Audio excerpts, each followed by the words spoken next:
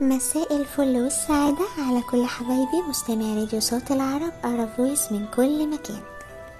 النهاردة في برنامج حكايتنا هنتكلم عن أذى الكلمة.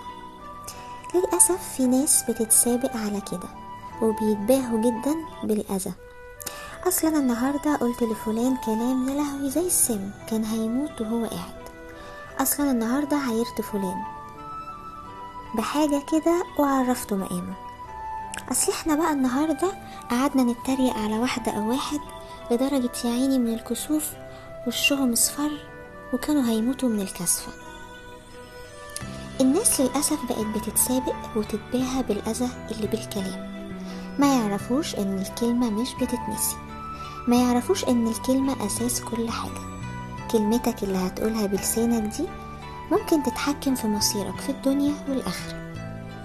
ممكن كلمة تخليك تدخل جهنم وكلمة تخليك تدخل الجنة. ممكن كلمة طيبة تحيي بيها إنسان كان خلاص هيموت من اليأس. ممكن تحل بيها مشكلة. ممكن تمنع لا قدر الله جريمة هتحصل. الكلمة الطيبة بتعمل حاجات كتير قوي حلوة، على عكس بقى الكلمة الخبيثة اللي ممكن فعلا تتسبب في موت شخص يكون الشخص ده حساس وما يستحملش الكلام الوحش. ممكن للأسف تخرب بيوت، ممكن تتسبب في كوارث وكمان جرائم قتل. امسك لسانك واعرف ان لسانك حصانك، واعرف ان الكلمة الطيبة من اعظم الصدقات وخير هيعود لك في الدنيا والآخرة. واعرف انك مهما رحت وجيت ومهما عملت ومهما وصلت المناصب انت عبد من عباد ربنا، يهب الملك لمن يشاء وينزع الملك ممن يشاء.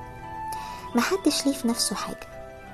اتباهى بأخلاقك لأن دي انت اللي بتصنعها، إنما أي حاجة تانية هبة من عند ربنا، سواء حاجة حلوة أو حاجة وحشة من وجهة نظرنا. كلها ابتلاءات، كلها خير وكلها شر، ربنا هو اللي بيدهنا.